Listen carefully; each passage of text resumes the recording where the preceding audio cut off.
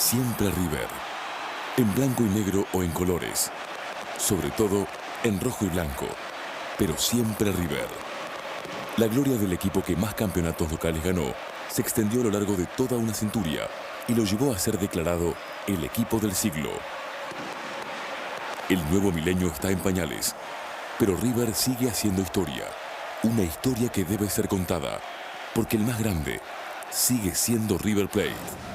Hacer un himno para River no fue una idea mía, fue una propuesta que me hicieron desde River, sabiendo que yo tenía un montón de canciones de las de Civil, pero que expresaban que era de River. Las banderas del Monumental, se viene River, se viene la alegría. Y cada hora, El balance comienza con la alegría más reciente. Un soberbio gol de un soberbio jugador para una soberbia victoria. Gonzalo Higuaín se fue a Madrid y dejó esta obra de arte para que se lo extrañe.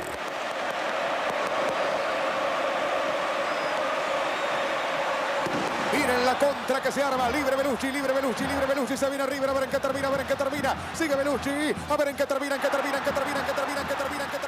El Pipita hizo este golazo y dejó su huella para siempre en los River Boca. El 3-1 terminó influyendo para que los archirrivales no se alzaran con el Apertura 0-6. Esa tarde, el Monumental vibró al ritmo de un River imparable. El director de la orquesta fue Belucci y la banda tocó sus mejores partituras. La hinchada, a su vez, las cantaba a su modo.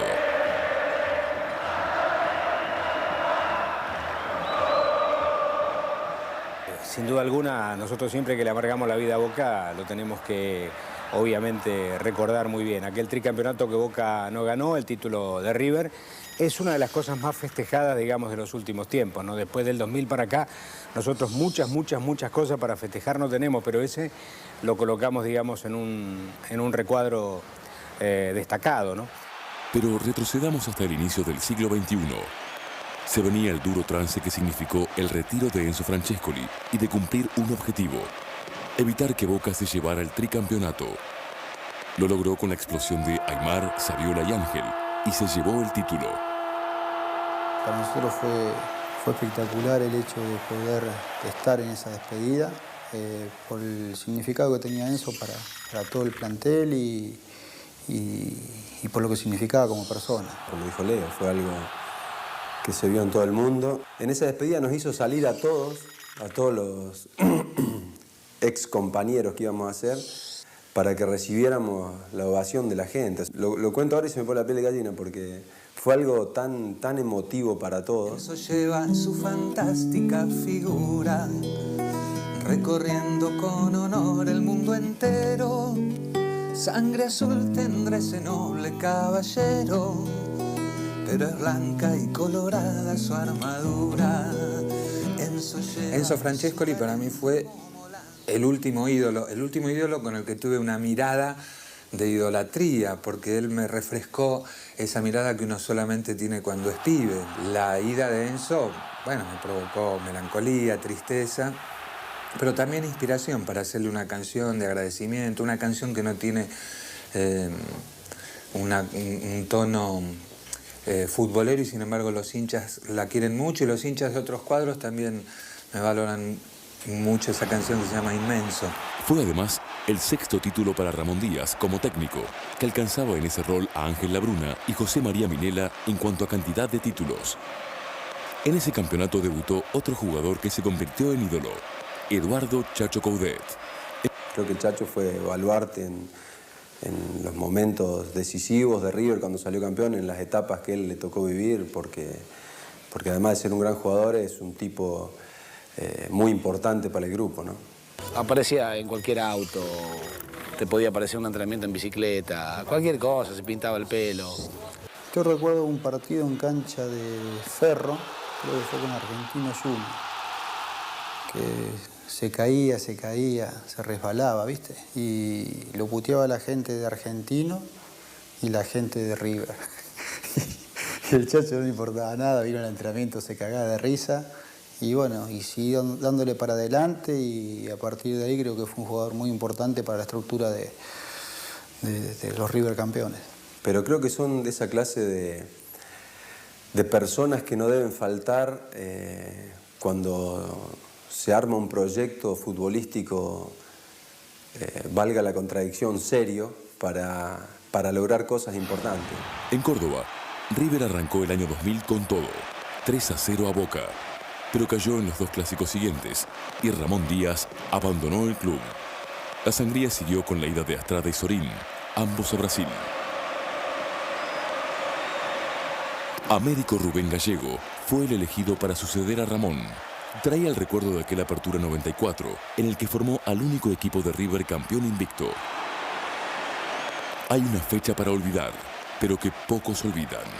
La derrota ante Boca por 3-0 en cuartos de final de la Libertadores fue un 24 de mayo, la negra noche en que Palermo volvía después de una larga lesión y se dio el lujo de marcar un gol en una pierna. El partido de la vuelta de Palermo, yo estaba jugando de titular justamente en la Copa Libertadores, ganamos en cancha de River y faltando 10 minutos me desgarro. Y ganamos 2-1 en la ida y en la vuelta la vi de afuera y perdimos 3-0. La vi de ahí de la tribuna, ¿no? En el palco. Pero después del masazo, llegó la caricia. River obtenía el bicampeonato a una fecha del final. En el estadio de Vélez, goleó a Ferro 3-0 y se llevó el Clausura 2000.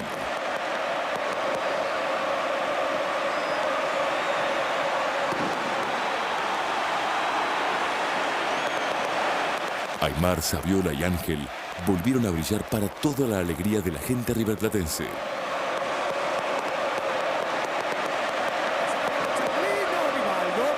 Aquel lauro dejó perlas, como aquel gol de Hernán Díaz a Chacarita, con dedicatoria incluida.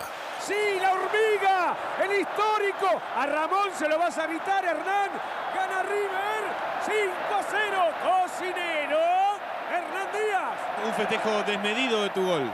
No, basta con eso, por Dios. Yo los goles los festejo así. Si a alguno no le gusta, que se vaya a jugar al golf. Alguno pensó, los goles yo los festejo así. Alguno pensó que se lo festejabas porque Ramón estaba en la platea. No, se lo festejo a toda la gente que me quiere. Bueno, Hernán Díaz, ese día que le grita el gol a Ramón Díaz estaba en la platea. Un poco venía a cuento porque Ramón medio que lo había postergado a Hernán y entonces era como una revancha, ¿no? Volvía de Colón, yo había dicho que el Tolo me había puesto el respirador artificial otra vez y bueno, fue una tarde increíble para mí, única, porque volvía otra vez a River y tuve la suerte de convertir un gol. Fue mi única etapa de un diario deportivo, porque me saqué la camiseta y no sabía qué hacer, estaba enloquecido. Y me preguntaron a quién se lo dedicaba y dije a Ramón Díaz, que es mi viejo. Fue la tarde en que Ramón Díaz asistió al Monumental para ver la banda roja, porque siempre se vuelve al primer amor. Fue goleada por 5-0 con 2 de Coudet, uno de ellos desde 35 metros. El pelotazo de Berizzo, ¿no estaba en posición fuera de juego, Ángel? Clarísima Rivaldo. la posición fuera de juego de Ángel. Coudet que le va a pegar, Coudet. ¡Golazo!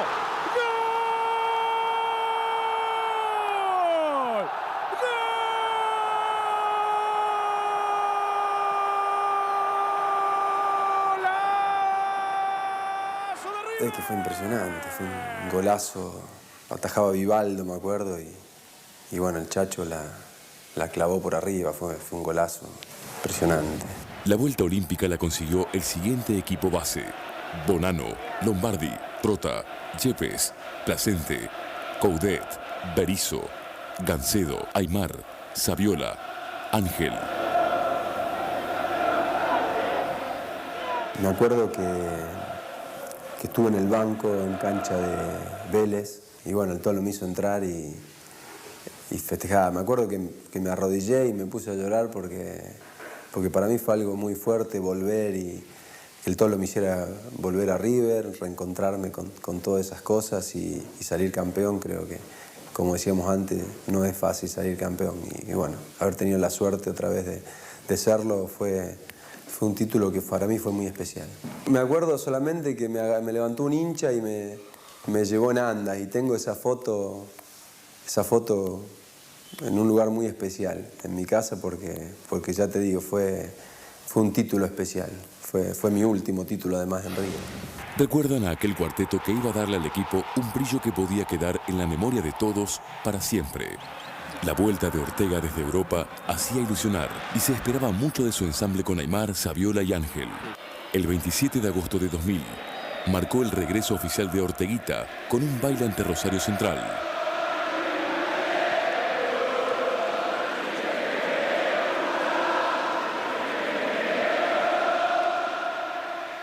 Fue un 4-1 de esos que quedan en el bronce y que confirman que el fútbol también es arte.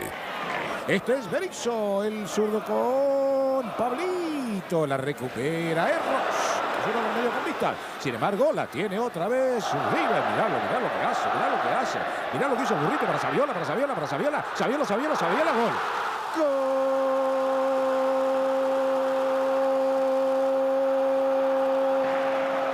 Ortega, qué pelota que le puso a Saviola, lleva Saviola.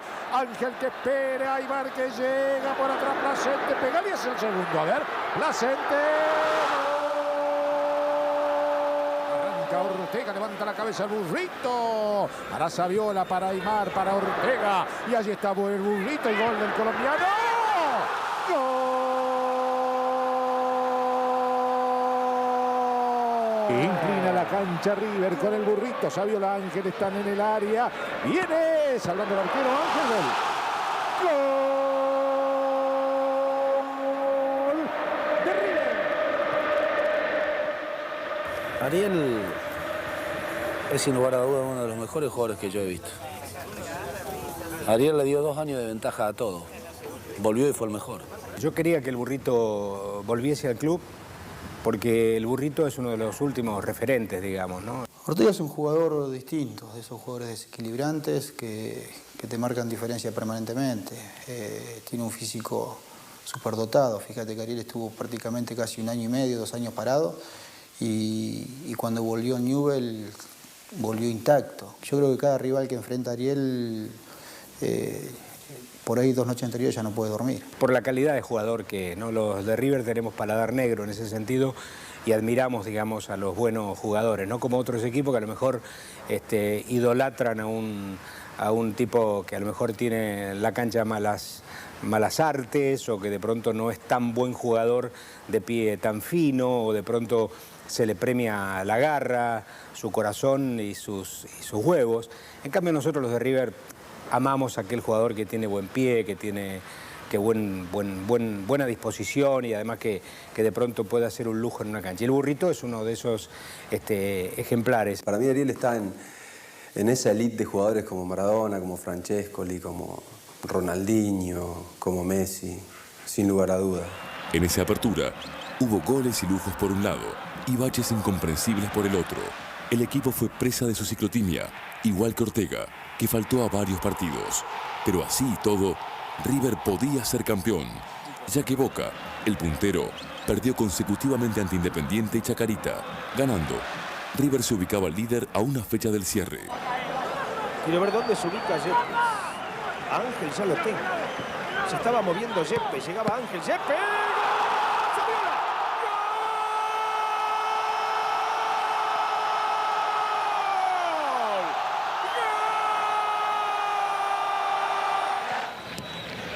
Pero no pudo con Huracán. 1-1 Núñez. Atención con esta, va Chaparro, la pone para Soto, Soto, gol.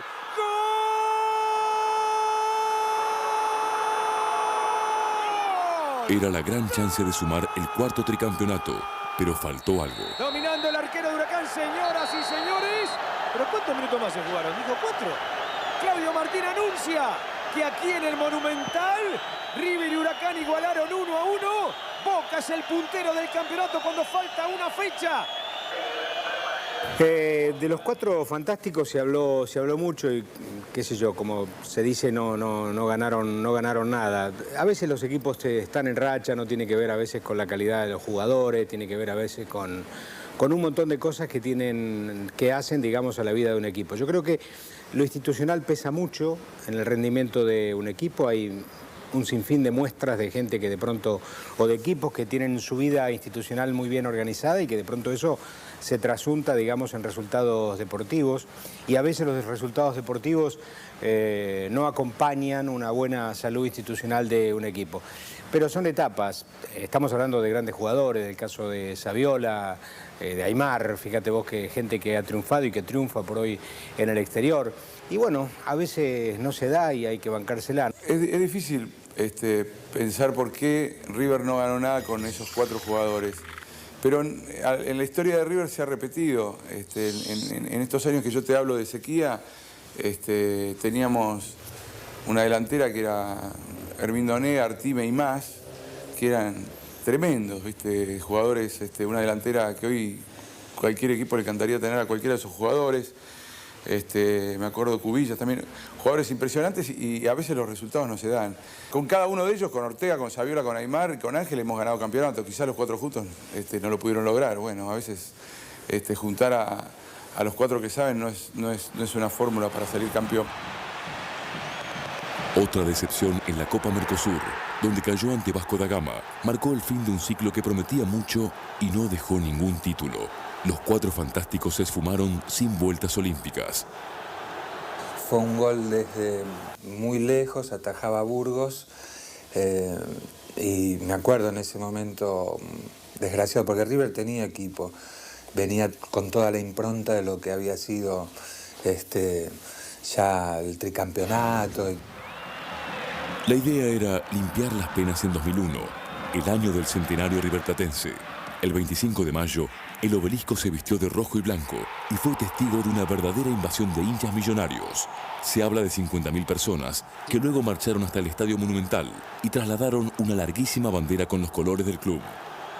Bueno, el centenario fue una fiesta bárbara. Yo la viví como locutor porque conduje ahí la fiesta. Yo tengo, digamos, atesoro 3 momentos inolvidables. La despedida del Beto Alonso, la despedida de Enzo Francescoli y el centenario.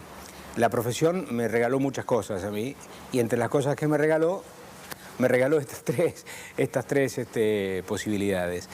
Yo viví el centenario como algo bastante especial, muy particular, porque tuve la chance de participar, de cantar en el medio del estadio y tener ese honor, para mí lo tiñe de un recuerdo muy personal.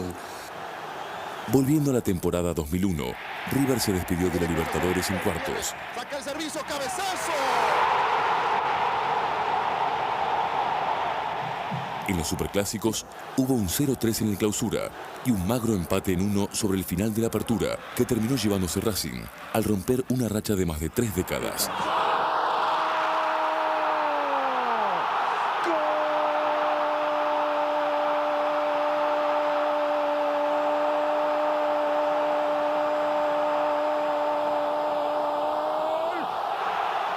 River no cosechó títulos en un año que terminó con una crisis social, política y económica casi sin precedentes.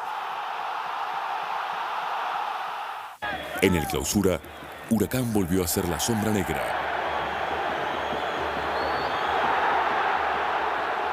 Derrotó al Millo por 3-2, faltando una fecha, y así benefició a su mayor enemigo, San Lorenzo. Al Ciclón le quedó servido el título. Gallego dejó su lugar para el siempre esperado retorno de Ramón Díaz. A su pedido, le trajeron a Esteban Cambiaso y Ángel Comiso.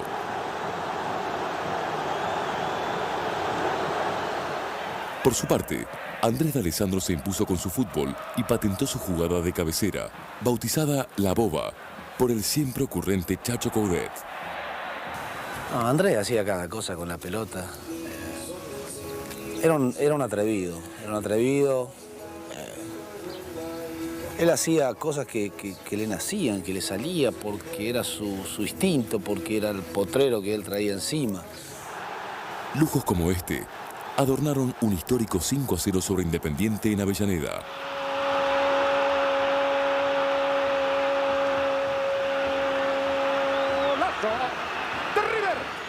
Está D'Alessandro, viene para Burrito, gol en contra, gol de Marchesini, gol. Qué bien puesta, Burrito, va a hacer un gol, Burrito, penal para River. Ya lo bajó el burrito. Carletti. Racha gol. Marquesini. Páez. Uy, lo que se llegó. Carletti, gol.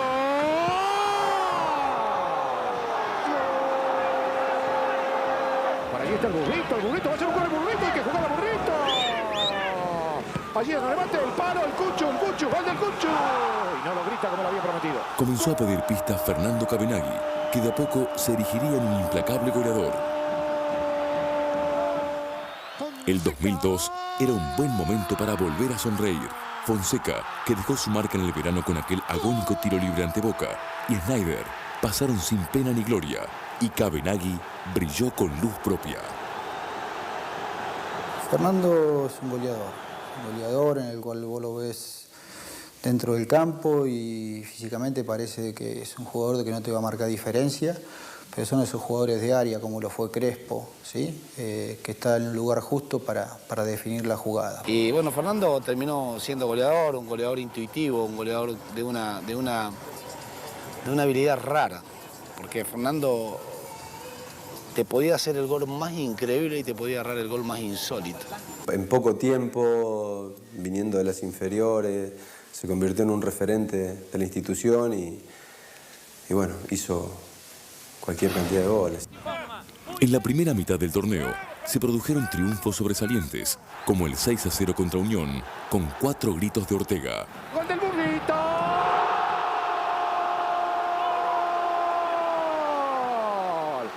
¡Gol! Se viene Mandrake y aquí la tiene Cabenagui que bien la hizo. ¡Gol de Ortega!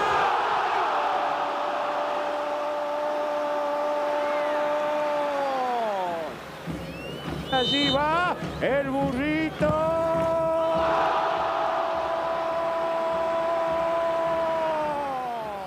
El burrito.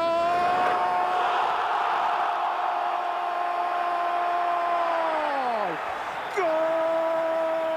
El 3-2 a Estudiantes fue la actuación consagratoria de Cabenagui, que convirtió los 3 goles. Señoras y señores, se viene otra vez Ortega.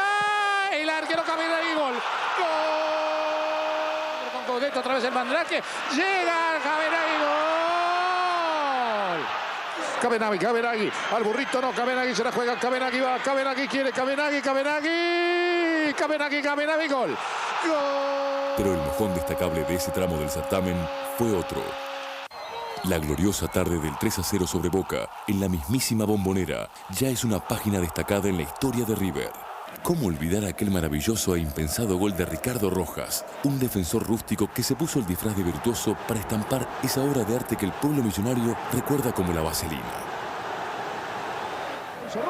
Mira ya es el gol Roja, mira cómo la picó Roja. Y Enrique arrancó. Hasta que se encontró de frente al Pato y la picó. Y bueno, quedó ahí como estaqueado, ¿no es cierto? Abrió los brazos al cielo como agradeciéndole a Dios por haberle permitido haber hecho un gol tan bonito. Recuerdo un momento cuando llega Ramón, él no era tenido en cuenta. Era uno de los jugadores transferibles. Y él dijo que se quedaba ahí, que iba a trabajar por conseguir un lugar. Y bueno, y así fue. Y terminó siendo un baluarte de aquel campeonato que logró River. Fue una alegría enorme, porque siempre veníamos, mal con Boca. Ese día, cuando metes a Vaselina y que ni él la creía, porque vos fijate que el tipo mira al cielo y mira como buscando algo de decir, hice un gol, qué sé yo, ¿viste? Indudablemente que entró en la historia. Creo que todos sanamente lo envidiamos a Roja, porque hacer esa vaselina en la cancha de Boca, bueno, uno cambiaría lo que no tiene. El paraguayo se ganó así un lugar en los incontables héroes que forjaron la gloria futbolística del club.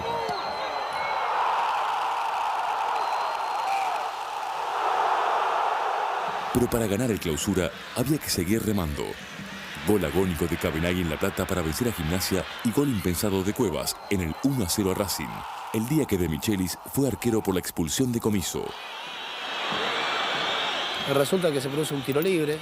Martín, como siempre, él en los picados atajaba y jugaba al arco. Me pide el buzo, me pide los guantes y viene tiro libre que creo que lo ejecuta Úbeda.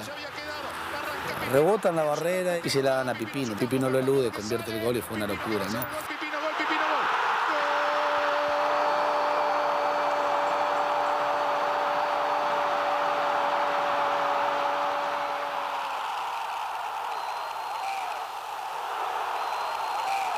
En la anteúltima fecha, la goleada implacable frente a Argentinos Juniors en el Monumental firmó los papeles para que River se llevara un nuevo campeonato que quedó registrado como el lauro que le sirvió a Ramón Ángel Díaz para convertirse en el técnico más ganador de la historia millonaria, con 7 conquistas. Comiso, Garcé, Celso Ayala, Rojas, Coudet, Ledesma, Cambiaso, Zapata, D'Alessandro, Ortega, Cabenagui eran los 11 habituales encargados de llenar de alegría los corazones riverplatenses.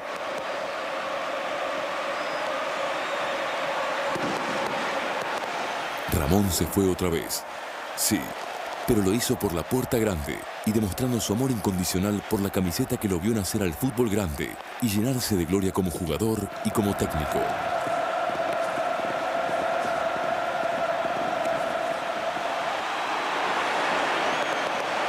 Para cualquiera que llegara después a calzarse el uso de técnico, el desafío sería demasiado grande. Asumió el chileno Manuel Pellegrini, que apenas logró un tercer puesto en la Apertura 2002, con derrota ante Boca incluida. Otra decepción, la eliminación en primera ronda de la Copa Sudamericana. El estilo del chileno no convenció, a pesar de lograr el Clausura 2003. D'Alessandro, Cabenagui y De Michelis fueron protagonistas de aquella conquista ganada cerca del epílogo del torneo en Bahía Blanca, con goles de Zapata y Cabenagui. Se acomoda Zapata, si lo toca de manera penal, no hay nadie en el área. Zapata y el centro, golazo. ¡Gol!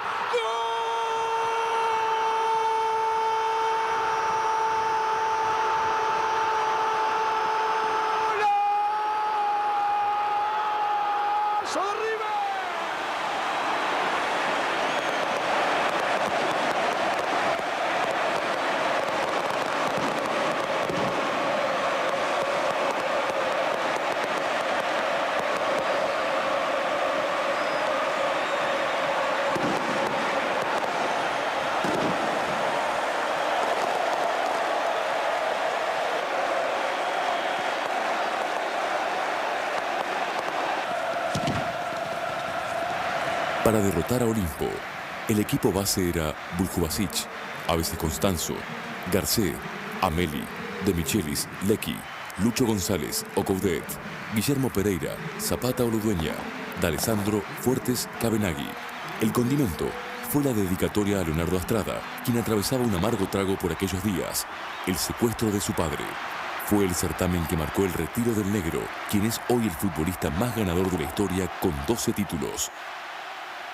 No es que vivo pendiente de los títulos que me tocó ganar en River o que soy el jugador que más títulos ganó en la historia de River, sino que eso seguramente le va a quedar para mis hijas, para la familia que lo vive por ahí con mucho más intensidad, estando del lado de afuera. Pero la verdad que me enorgullece porque si yo me pongo a pensar en un comienzo, cuando yo arranco a los 8 años en River, nunca pensé que iba a llegar a lo que me tocó conseguir en River. En la Copa Libertadores que Pellegrini había anunciado como su gran objetivo, la desdicha llegó en cuartos, la instancia estigma de River. A pesar de eliminar a Corinthians, el sueño millonario se detuvo en Cali, donde cayó ante América.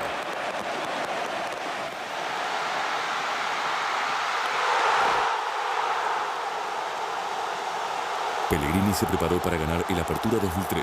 Sin De Michelis ni D'Alessandro, volvieron Marcelo Salas y el Muñeco Gallardo, entre otros.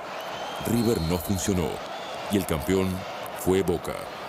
Tampoco hubo revancha en la Copa Sudamericana, donde River perdió la final ante el humilde Cienciano de Perú. Apenas un año pasó de aquel conmovedor adiós de Astrada como jugador al conmovedor recibimiento que se le tributó al asumir como nuevo técnico del plantel profesional, tras la ida del chileno. El cambio no fue brusco porque nos seguimos manejando de la misma forma de como éramos como jugador. Siempre fuimos muy frontales, teníamos diálogo permanente con el jugador y sabíamos perfectamente lo que queríamos de nuestro equipo. Ídolo y máximo triunfador como futbolista, el negro pretendía lograr lo mismo como entrenador. obtuvo el Clausura 2004 y festejó cada buen momento con su ayudante y amigo Hernán Díaz.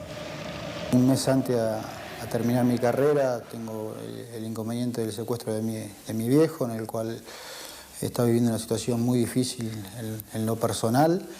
Y bueno, si bien me presenté a aquel partido frente a Racing, no lo hice para la despedida de la gente, sino lo hice tratando de ver si se podía acelerar un poco el proceso de la recuperación de mi padre. Y es más, es el día de hoy que no me animo a ver aquella despedida porque fue algo muy fuerte. Hernán es el que un poco me convenció para que me presentara aquel partido con Racing y bueno, gracias a él y a gente que tenía a mi alrededor, es como que tuve esos 5 minutos fuerza para poder salir al campo y bueno, y hacer lo que hice. Estaba el día que se despidió con su padre secuestrado y con la última pelota que pateó y se fue de la cancha con la ovación de la gente. Me emociona hoy recordarlo porque también era un mensaje en aquel momento de lo que le estaba pasando a él y creo que ese día vino a jugar más por él, más por su padre que por él, No fue fácil para River, que peleó desde atrás y obtuvo triunfos agónicos de visitante contra Olimpo y San Lorenzo, que le permitieron seguir en carrera. El Superclásico tuvo un sabor especial porque se ganó en la Bombonera y se le quitó a Boca un largo invicto en condición de local. El goleador del nuevo milenio, Fernando Cabenagui, dejó otra vez su huella. Más figuras importantes de ese éxito: Lucho González, Marcelo Gallardo, el capitán Javier Mascherano, un joven que desde siempre mostró madurez para copar el medio campo.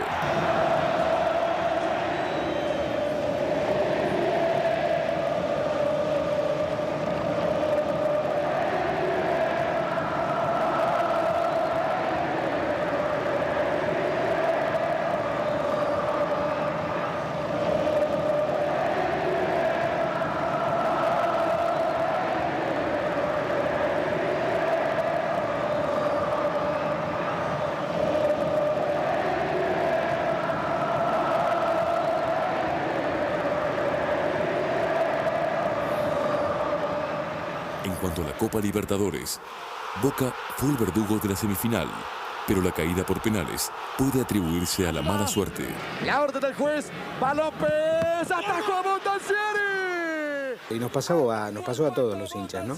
Que salimos de acá, de la cancha, éramos locales, no había hinchas de Boca declarados. Sospecho que en la tribuna habría algún infiltrado que estaría, digamos, celebrando para adentro. Fue una noche triste y dolorosa, como seguramente Boca también habrá tenido con nosotros, ¿no? Muchas noches tristes y dolorosas. Fue un partido muy raro, donde River mereció mejor suerte y donde los jugadores hicieron todo lo posible para darlo vuelta y estuvo a punto de lograrse casi milagrosamente. Pero lo sufrí muchísimo, creo que hacía mucho tiempo que no sufría tanto en una cancha de fútbol como ese partido, creo que nos pasó a todos. En el segundo semestre de 2004, Cabenagui se fue a Rusia y las cosas cambiaron. Astrada renunció en la cuarta fecha de la Apertura 2005, tras el 1-4 ante Banfield. Pensábamos que por ahí era el momento de dar un paso al costado. En aquel momento vi que era lo más conveniente para River, sin pensar en lo personal. El cargo de técnico lo tomó otro histórico, Reinaldo Merlo, pero su ciclo tuvo un precipitado final a principios de 2006, al renunciar tras una pelea con Gallardo. Había llegado el momento de que otra figura histórica asumiera su segundo ciclo como entrenador, Daniel Passarella. La vuelta de Passarella fue muy bien.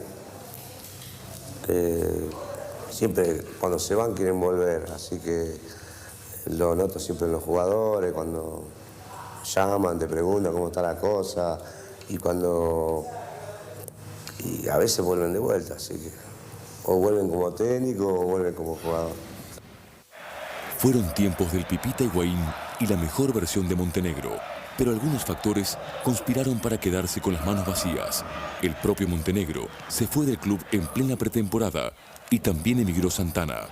En el clásico con Boca debió ganar, pero lo impidieron la expulsión de Tula y el dudoso penal a Barros Esqueloto, que derivó en el festejado empate de los locales. Un acierto fue la incorporación de Bellucci, el ex hombre de Newell's, que enseguida se adaptó al equipo y jamás sintió el peso de la camiseta. El equipo creció con Bellucci, pero no fue suficiente para ser campeones. La gran alegría del 2006 fue aquel mágico 3-0 con los 2 golazos que Higuaín le regaló a toda la hinchada millonaria antes de irse a desparramar arqueros a España.